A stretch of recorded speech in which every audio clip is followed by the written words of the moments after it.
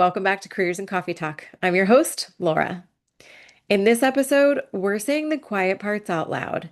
You know, the kind of things that people don't usually talk about at work. We're talking about them here, honestly and candidly.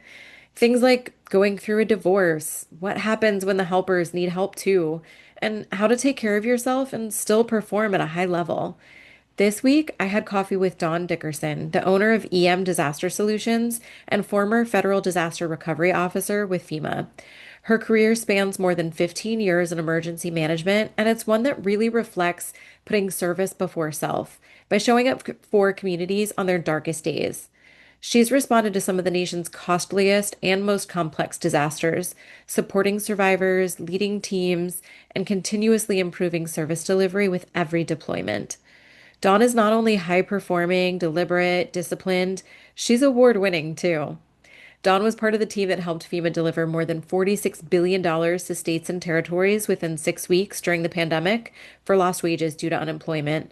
And she also served as a special assistant to the acting administrator while he worked to establish community vaccination centers and get 1 million shots in arms in 100 days.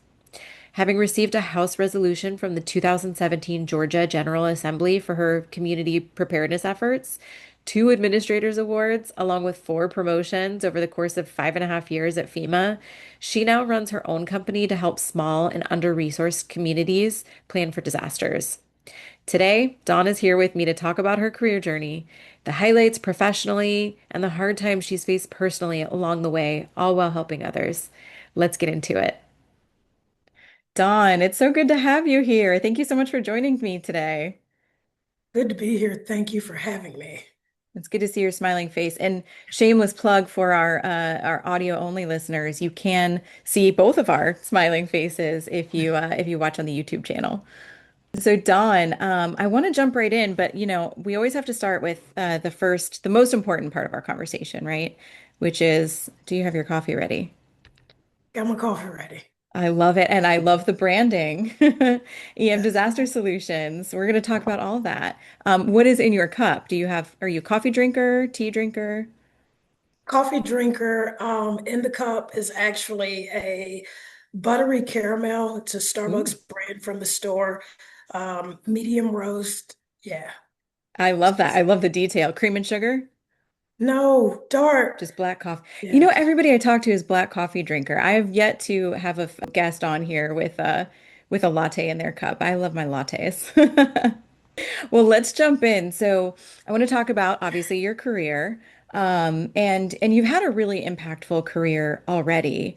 You've done deployments with FEMA, the Federal Emergency Management Agency. You've also, as we see branded here, you've founded Disaster Solutions. So, I want to start with the very beginning. Take us back to how you first got into the emergency management world. I stumbled into it in 2009 was when I was introduced. There was a storm in my hometown of Georgia.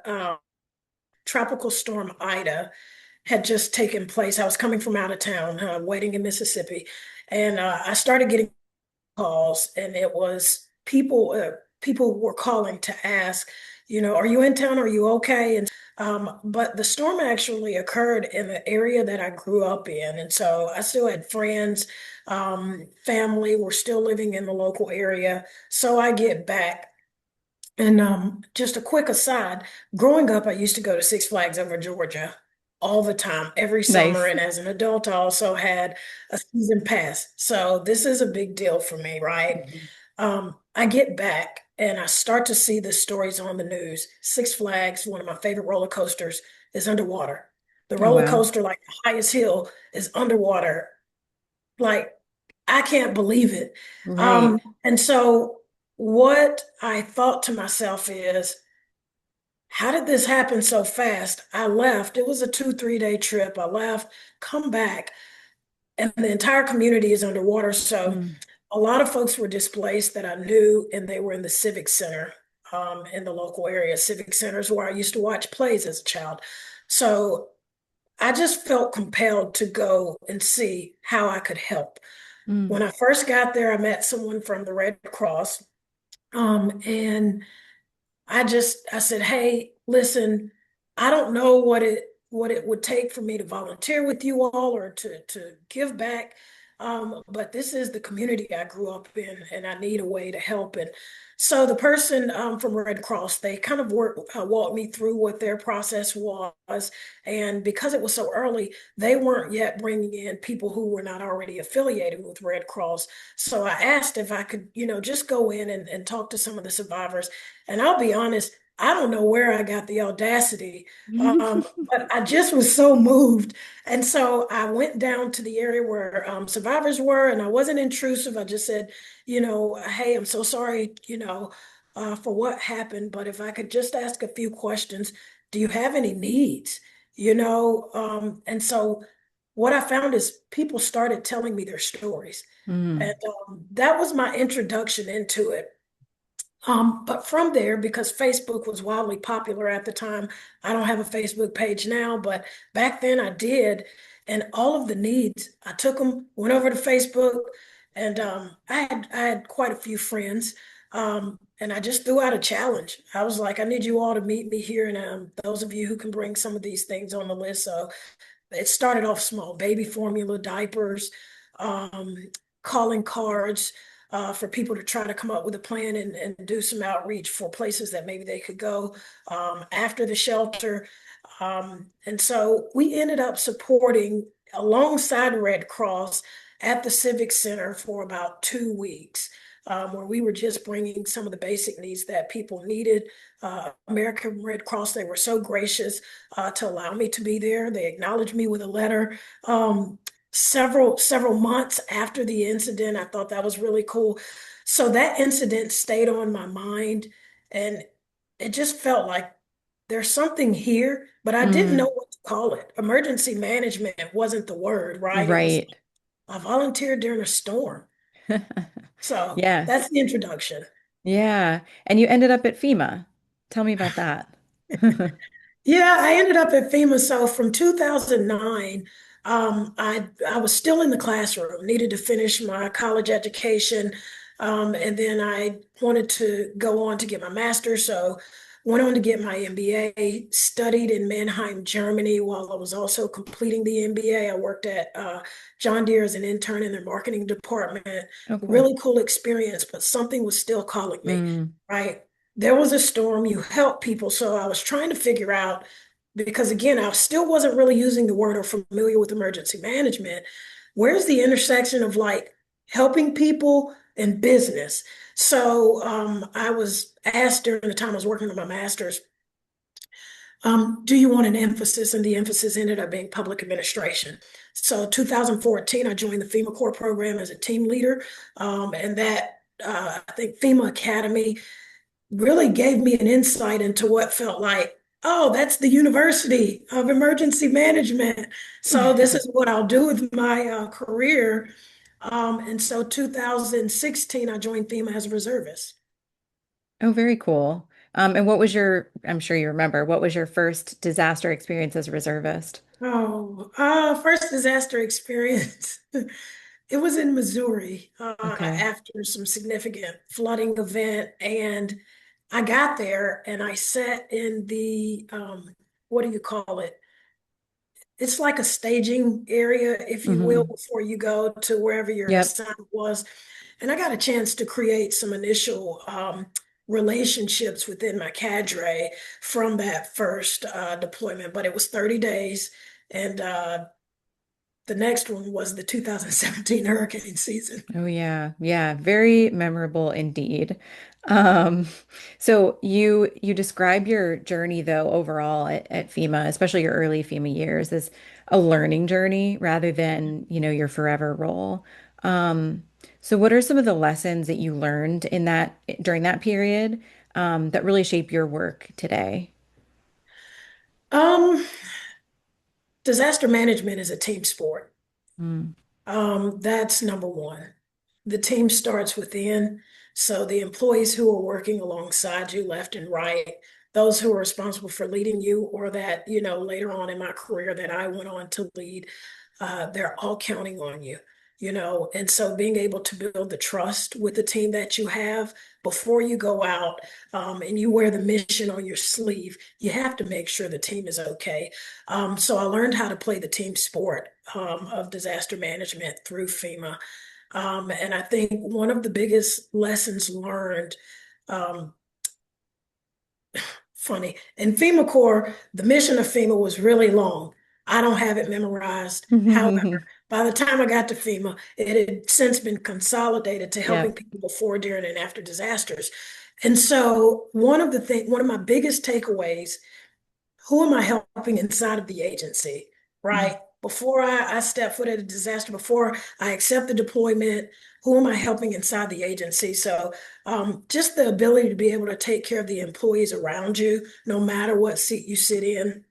That became a part of my mantra, the way that I move today, and having my own business and when I'm working with people is just to remember that, this is a team sport. We have to take care of each other before we take care of communities.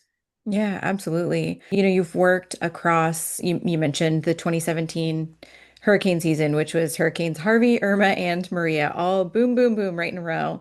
And then you also worked during the COVID-19 pandemic, and everything in between that, right? So what what patterns or lessons have you seen just repeated through and through, large scale recovery efforts? Patterns for better or for worse. Hmm. Some of the patterns are starting from scratch. So, some of my experience was a result of um, not managing some of the historical knowledge in a way that it was easily found when it was time to do something similar. And I do think that slowed us down as an agency, and I Mm. am going to forever be a fan of FEMA. But that was always one of the areas for improvement. And I spent time in continuous improvement. So, in being out at disasters, oftentimes that was the lens that I looked through. What is Yeah. happening right now? How do we make sure we document that, retain it, and use it for the next time? And we didn't always do a good job and often got criticized by GAO for not, doing a good enough job for retaining that information. But we started from scratch a lot. And for me, one of the lessons learned, especially once I began to lead teams like as a federal disaster recovery officer, was to make sure you start writing from the time you get there. Those notes are going to be critical to whoever you do the handoff with, whether it's back to the region, whether it's, someone else who's coming from the cadre to relieve you, whether it's the situational awareness that folks need to come out and be a part of the team, right? So just making sure that you start writing it down early, being able to tell that story and share that story so that even if you're not able to pass the paper off, right, you are able to verbally give somebody that brief, that allows them to say, hey, you know what, I don't have to start from the beginning. I know where Mm. to go find this. I know the people that I need to talk to. I know what the concerns, as an example of, like the state. I know what that is. I know what the territory expects. Really being able to help people pick up from where you are. Yeah, you make continuous improvement sound so simple. But it can be hard, right? And It especially can in be. government environments. So for leaders that are trying to build like that learning culture, what advice would you give to them? Make sure there's a library. Mm. Make sure there's a library. One of the things that happens at disasters, um, or when I was there, is building out a SharePoint, right? That's dedicated to your respective program area. But when you build the library, you have to make sure somebody can manage and maintain it. And I think when you employ the people who are contributing to that library, it's incumbent upon them to make sure it stays a clean space. I Yeah. always say you're only as good as the data that you can access. If you can't access the data, it's going to be hard to make decisions or sometimes understand historical context. But if you have a repository that you can go to, a repository that is clean, that's easy to follow, that uses standard rules, right, that we see in other spaces in the agency, so long as you're always building that library, you have something to plug people into. And if I might add, one of the benefits of having that library is for onboarding. We onboarded so many people like during disasters, giving them just-in-time training is good, but they need a repository that's clean that they can go to, that they can filter through. So I think leaders, really making sure we have somebody who can build that for us, Yeah. making sure the whole team keeps it clean. Yeah. Yeah. I wanna pivot a little bit, Dawn. Sure. So personal challenges, because we know some of the disaster challenges, right? We can Okay. talk about those all day. Right. But you faced some really deeply personal challenges through your career. Talk to me about that, and whatever you're comfortable sharing, right, with the audience. We're whole people, and I think that's a Yeah. kind of an important place to start. We have our work lives, but then everybody's got stuff going on kind of behind the scenes, right, at home. And deployments can be there's a lot of sacrifice that comes with it. So talk to me about your experience, kind of in that space. We are Hope People, and I appreciate the question. In the 2017 hurricane season, I continue to say that that was probably one of the most difficult times in my life. And going back to the question before this about, Mm, some things that I would share with leaders to help them help the mission and help those that they lead. I was going through a divorce, and obviously I was in DSA. mm. And And tell us what DSA is. that's right. No acronym without explaining it. Disaster Survivor Assistance. Okay. And so that's frontline dealing with people, right? The survivors didn't know what was happening in my Mm, life. And quite honestly, on the personal level, I couldn't articulate it as well as maybe I will now. I didn't know sure. what was happening in my life, but what I was sure of is that I wasn't present, right? I wasn't present for what my partner needed and Mm, certainly deserved of me at the time. And why wasn't I present? Because I was at a disaster and I got deployed to Hurricane Harvey in August of 17 yeah. and then transferred to Florida in October of Hmm. 2017 and then December of 2017 transferred to Puerto Rico where I spent 50 weeks. So Yeah. from August of 2017 until November of 2018, I wasn't at You home, were gone. wasn't present. Yeah. And so I was managing what I consider a personal disaster while trying to support and manage my role in a disaster. And while I won't say that the outcome was the wrong outcome, I believe everything happens for a reason. I am where I Hmm. am, and my career wouldn't have taken off in the way that it did had there been a detour or had I, gone in a different path at that time. Um, But when they say check on the team and Mm, make sure you're giving people reprieve, right, from the work, giving them an opportunity to unplug. I wished that FEMA was, uh, and when I say FEMA leadership was more mindful of the ask that you put to employees. And granted, the 2017 season exacerbated all of the resources that the agency had. We were well sure. into using Surge. And so nobody knew what I had going on, maybe one or two people, but in many ways I suffered silently. I don't Mm, blame that on anyone. But I was so focused on mission and helping others that I didn't even know how to help myself. mm, And after the season, the divorce is now over, which took 7 or 8 months. It took longer than, maybe what it should have because I just wasn't home, right? yeah. It was all over. I'm done and I am proud of the work that I did. Now I have to move. I've Mm, got to rebuild. I have to right. recover. Your own life. Sure. Yeah. And what that ended up looking like is I took a job in headquarters, and I moved to DC. And I moved to DC and I didn't know anybody. I was learning a new job. I was getting to know a new area of FEMA.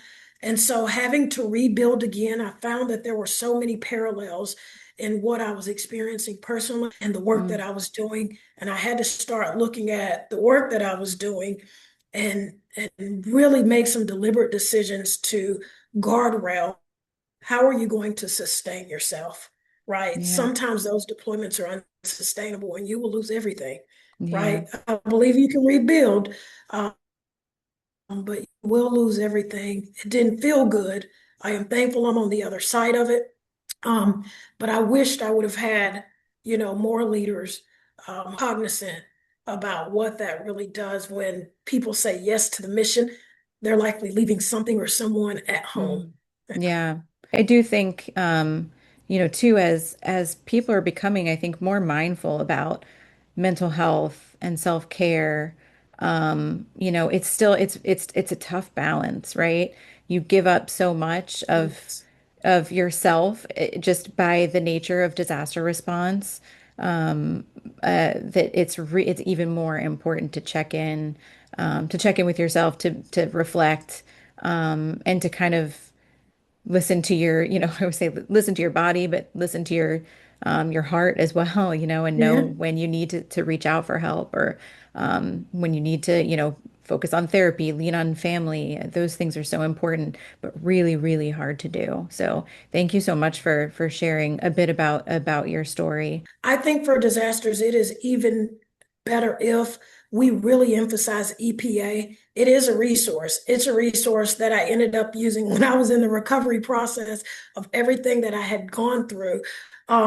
But when I think about the different messaging and communications, Employee assistance program. So that's a that's right. resource that you can reach out to for counseling services. And there's a variety of other services that are offered, but that's a great flag, Don. I think being able to leverage that for whatever help that you need That's is really important. Yep. And then being And able to tie that into the scenarios, parents who are out on the road, but they have children at home, yep, people who are maybe going through a divorce, like the EPA was really helpful for me. And thank you for spelling out the acronym.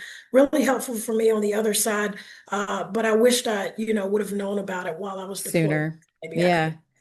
Yeah, absolutely. It's hard to find the time because sometimes when you're in those deployment scenarios, you're working 6, 7 days a week. So another another, I think we're both advocates for like a day off here and there, when it can be, especially, when that's possible.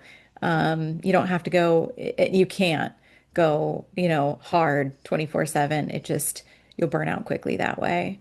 Um, I guess looking back, would that be your biggest lesson learned, is to just leverage those resources sooner, earlier, take care of yourself? Like, what would your advice be for, going in hindsight now, right? Hindsight's 2020. Hindsight, yes, I absolutely would have leveraged the resource earlier. I also say, there was a planning assumption that the role I took was going to require that I be away from home and at disasters. I believe that I could have planned a little bit better on Mm, what that meant. Like you said, you work 7 days a week, maybe 14 hours a day in my case. And every time I got transferred, I went to a battle rhythm where it was 7 days a week still. yeah. So I would have exercised the resource sooner, but I would have pulled my partner into using the resource, right? I Mm, need couples counseling so that I could, better plan on how to manage days that don't feel like they have an end in sight. Um, but I don't have any regrets. I know yeah. what I know now, and I am really big on, I continue to utilize therapy now. Yeah. Yeah. Yeah.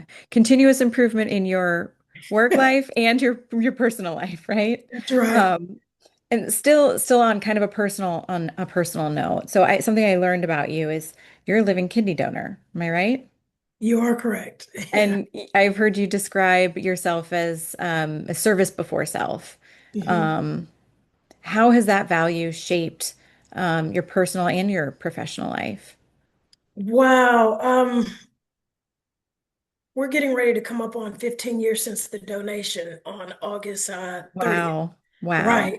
Um, the person that I donated to, I didn't know them really well. And what I didn't realize at the time was how much I was going to learn every year through them about myself and my relationship with God, which is just simply means that, God put us here for each other, right? I don't exist without a mission inside of me to help someone else, right? And it is my duty to figure out what that mission is. And so in having made the donation, the young lady that I donated to, she showed me what it meant to have faith in something um, and wait on it. Mm, She had known she had lupus and had been dealing with the difficulties for most of her life. And she was told, "You'll never have kids. You may not live to be a certain age, etc." And when she met me, I'm still very healthy, but I just couldn't believe it because she didn't wear her sickness on her sleeve. yeah. And when I asked what it took, I didn't even tell her that I was considering it because I didn't want, you're up here and excited about somebody who's willing, but then it doesn't work It out. doesn't So work out. I immediately called Emory and said, "Hey, what's required?" And it so happens that um, she had already had a relationship with Emory. And so it made it very easy. They made me feel comfortable in the process. I knew that I could live with just one. Up until that point, I've had a great life, and it was a no-brainer. The conviction Yeah. of it all was a no-brainer. And that actually, just before the disaster and really uh, coming to know about emergency management, that really set my pathway firmly. Mm, That God, when He calls you to it, He expects you to do something about it, do something with what He gave you. And it just started being the beginning of my walk of obedience in that way.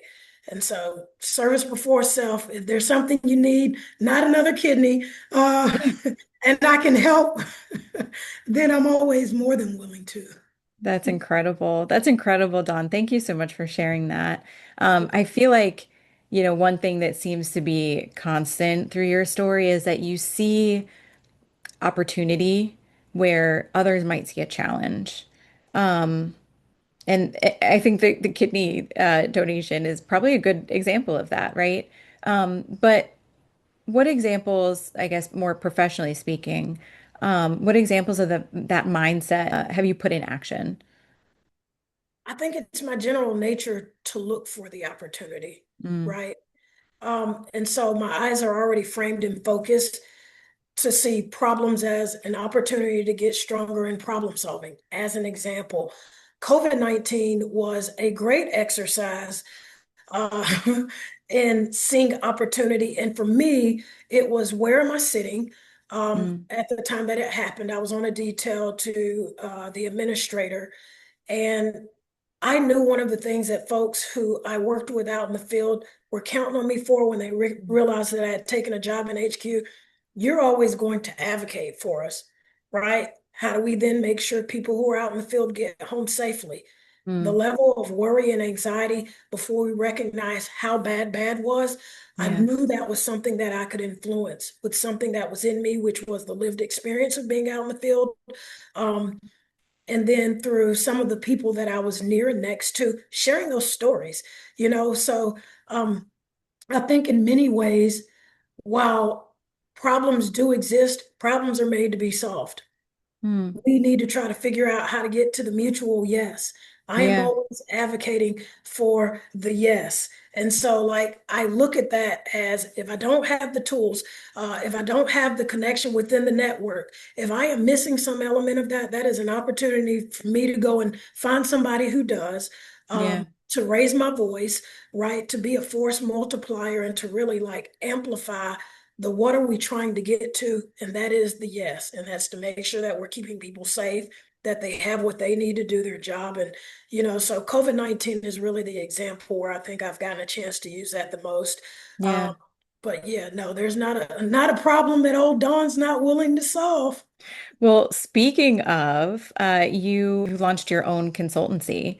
I did. So since FEMA, you've gone off on your own. How did you know it was the right time to do that, to step out on your own and do something new? I got to FEMA and I had a 5-year plan. Going back Okay. to the going back to the beginning of how do I take the thing that I believe God is calling me to do, Mm. but match it with business? Where's that intersection for me? That looked like business ownership. I grew up, both parents in my household, they worked, but I also saw them while still working start their own business. So entrepreneurship has always been around me. But I knew at FEMA with the 5-year plan, it was going to be when you found the problem that's so persistent that you need to dedicate all your time to it. And so at FEMA, there were a lot of problems within the agency, outside with, how we were delivering the mission, some Mm. of the complexities that we saw in the communities that we were serving. Like, that list is so long, but I found the one that convicted me most. And so from there, who's done it before? And so I got an opportunity to go work for a consulting firm before I started out on my own. So Okay. I made a little pit stop after I left the agency. I got mentorship from a female leader. She was a president of a company. And so, in many ways, I knew that she was going to um, build me up in the right way Mm. so that I knew I was capable of doing it, but not just give me the fluff. She shared all of the challenges, the hard moments Yeah. that I'm experiencing even now today in it. But she really helped me zero in on what's the problem you seek to solve. And so for me, that is really working with small, rural, under-resourced communities who are often left outside of the planning processes and communities. And if I might, the one thing that I'm working on right now is to change the lives of 10,000 individuals and families in public housing. One thing that I saw is the number of people who got displaced after disasters, Mm. the difficulty in the case management process. How do we get them on their way? How do we get them back inside of, the housing? Is the housing safe? Like, we have a really big housing issue, and I think that's Absolutely. nationwide, right? Mm-hmm. So I found the problem that I wanted to solve. And for me now, I want those communities prepared. I Yeah. want those individuals and families to see themselves as a part of their own outcomes. I don't want them to be left out. So now I focus on working with executive directors, resident coordinators, to offer preparedness planning. And my aspirational goal, if you will, with it all, is to make sure that for all the public housing authorities that I service, that every household has a plan that's tailored to their needs. They know what to do when, they know who to call, and they get a chance to address some of the impacts of Mm. disasters before disasters ever come. So, Yeah. No, I mean that's a great point. You mentioned, the housing crisis being one.